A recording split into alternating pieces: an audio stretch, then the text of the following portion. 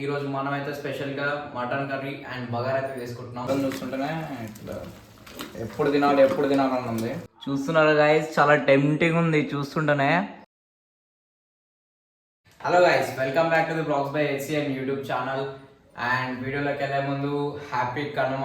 And ఈరోజు మనమైతే స్పెషల్గా మటన్ కర్రీ అండ్ బగారా అయితే తీసుకుంటున్నాం.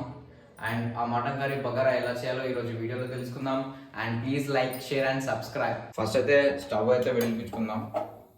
దాని తర్వాత ఒక పెద్ద గిన్నె అయితే పెట్టేద్దాం, ఎందుకంటే 3 గ్లాసెస్ ఆఫ్ రైస్ కాబట్టి.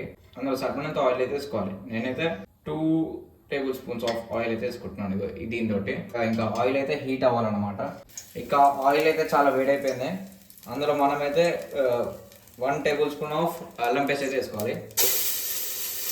కొంచెం ఎక్కువ వేసుకుందాం. ఇందులో మనం కరివేపాకు కూడా వేసుకోవచ్చు.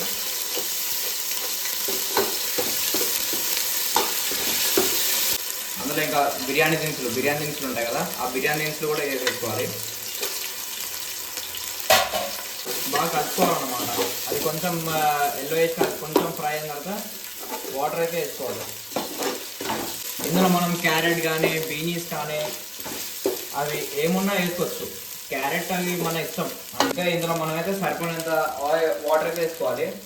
నేనైతే ముందుగానే 3 గ్లాసెస్ ఆఫ్ రైస్ తీసుకున్నాను కాబట్టి దానికి 6 గ్లాసెస్ ఆఫ్ వాటర్ అయితే తీసుకుంటున్నాను. ఇందులో వాటర్ అయితే వేసుకోవాలి.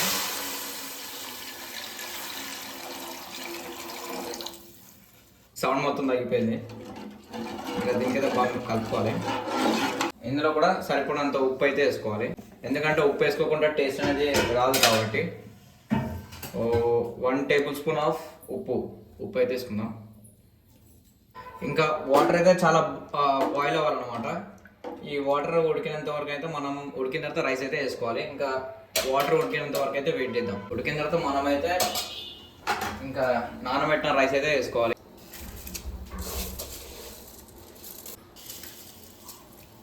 ఓ 20-30 మినిట్స్ తర్వాత ఇదైతే మనకి రైస్ అయితే బగారా అనేది అయిపోతుంది. బగారా అయిపోయిన తర్వాత ఆటోమేటిక్గా ఇప్పుడు మనమైతే దాంట్లో సరిపడినంత ఆయిల్ అయితే వేసుకున్నాం కాబట్టి సరిపోతుంది. అందుకు ఇంకా దీంట్లోనే అదైతే రైస్ కూడా ఉడికిపోతుంది అన్నమాట. ఇందులో ఇంకా మూసేసి ఇంకా వెయిట్ చేద్దాం. ఇంకా సరిపడినంత వాటర్, ఇంకా సరిపడినంత రైస్ అయితే తీసుకున్నాం. ఇంకా రైస్ కూడా అందులోనే ఉడికిపోతుంది అన్నమాట. ఇంకా రైస్ ఉడికిన తర్వాత ఇంకా అది అప్రాక్సిమేట్లీ 20-30 మినిట్స్ అయితే అప్రాక్సిమేట్లీ మనకి బగారా రైస్ అయితే రెడీ అయిపోతుంది. దాని అయితే మటన్ కర్రీ అయితే చేసేద్దాం. రైస్ని అయితే మధ్యలో అయితే ఇట్లా కలుపుకోవాలి. చూస్తున్నారా, ఇదైతే 1.5 kg మటన్. అండ్ దీనికైతే వాష్ చేసుకుందాం, కడుకుందాం పదండి.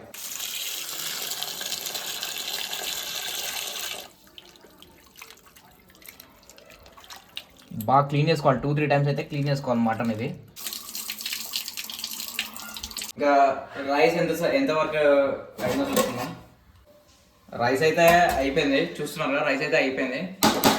ఇంకా దీనికైతే పక్కనైతే పెట్టేద్దాం. ఇంకా మటన్ కోసం అయితే ఇంకో కడాయి అయితే పెట్టుకోవాలి. కడాయిలో కొంచెం ఆయిల్ అయితే వేసుకోవాలి.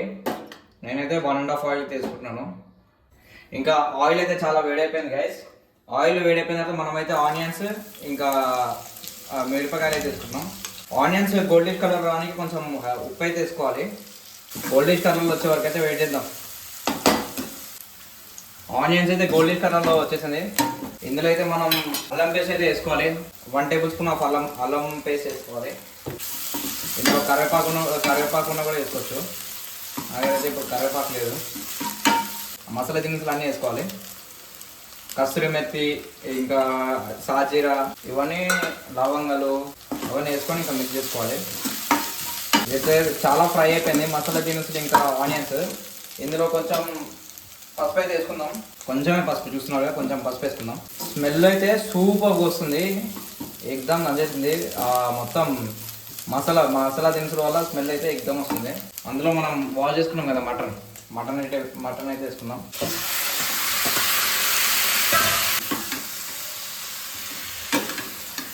ఇలా బాగా కలుపుకున్న తర్వాత పైన మూత అయితే వేసేయండి. మటన్ కొంచెం ఉడికిన తర్వాత మనమైతే టమాటాలు అయితే వేసుకోవాలి. ఇంకా చూస్తున్నారు గైస్, మటన్ అయితే ఉడుకుతుంది. ఇందులో మనం కొంచెం ఉప్పు అయితే వేసుకుందాం. ఉప్పు వేసుకొని అయితే బాగా మిక్స్ చేసుకుందాం. చూస్తున్నారు ఎట్లుందో మటన్ చూస్తుంటేనే ఇట్లా ఎప్పుడు తినాలి అని ఉంది. మటన్ అయితే గట్టిగా లాగించేయాలి. మటన్ అయితే గట్టిగా ఉడకాలి. చికెన్ అయితే తొందరగా అయితే ఉడికిపోతుంది, బట్ మటన్ అయితే చాలా గట్టిగా ఉంటుంది కదా, అందుకే మటన్ అయితే చాలా గట్టిగా అయితే ఇంకా చాలా ఉడకాలన్నమాట. ఇందులో అయితే మనం కారం పొడి కూడా వేసుకుందాం. స్పైసీ ఉండాలంటే కొంచెం కారం ఎక్కువ వేసుకోవాలి. మనకి గ్రేవీ కావాలంటే ఇంకా వాటర్ వేసుకోవచ్చు. గ్రేవీ వద్దనుకుంటే ఇంకా వాటర్ అయితే వేసుకోకూడదు. ఇంకా కారం పొడి అవన్నీ మటన్కి బాగా పట్టిన తర్వాత చెప్పినా కదా ఇందాకనే, నాకైతే వాటర్ కావాలంటే గ్రేవీ కావాలని, అందుకు నేనైతే వాటర్ చేసుకుంటున్నాను.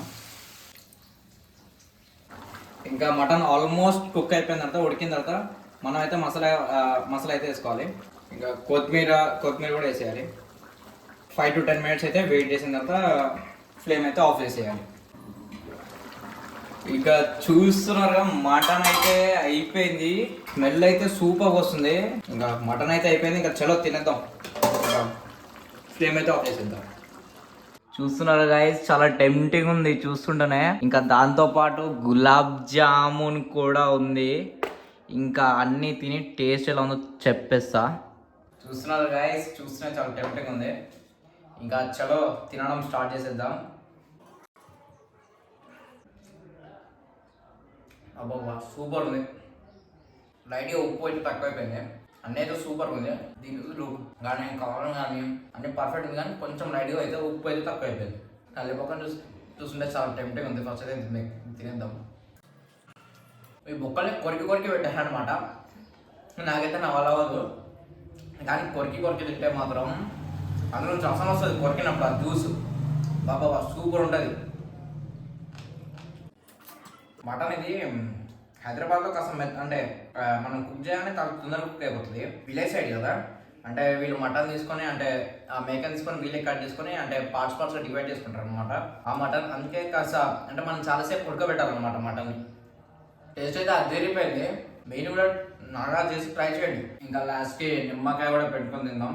లాస్ట్కి అయితే పెరుగుతోటి తినాలి. నేనైతే లాస్ట్కి అయితే పెరుగుతోటి తింటా, కానీ ఎప్పుడైతే పెరుగు అయితే అవైలబుల్ లేదు. ఇంకా ఈ మటన్ తీసేసి రైస్ మొత్తం కంప్లీట్ చేసేద్దాం. కానీ కర్రీ టేస్ట్ మాత్రం సూపర్ ఉంది. లాస్ట్ రివ్యూ అయితే సూపర్ అంటే సూపర్ ఉంది. కొంచెం ఉప్పు ఒకటి తక్కువ అయిపోయింది. ఓవరాల్ పర్ఫెక్ట్ కుక్ అయింది. సూపర్ ఉంది. మీరు ట్రై చేయండి. ఇంకా చూస్తున్నారా గైస్, మనమైతే ఇంకా లాస్ట్ గులాబ్ జామున్ అయితే తిరుగుతాం. గులాబ్ జామున్ రివ్యూ కూడా ఇచ్చేద్దాం. నేను పండగ పడేసారు. బాగుంది. అయితే మా అమ్మ వాళ్ళు పిన్ని వాళ్ళు కలిసి చేశారు గులాబ్ జామున్. బాగుంది టేస్ట్. ఇంకా నేను కూడా చేసినట్టు మీరు కూడా ట్రై చేసి తినండి. ఇంకా see you in the next vlog. Please subscribe.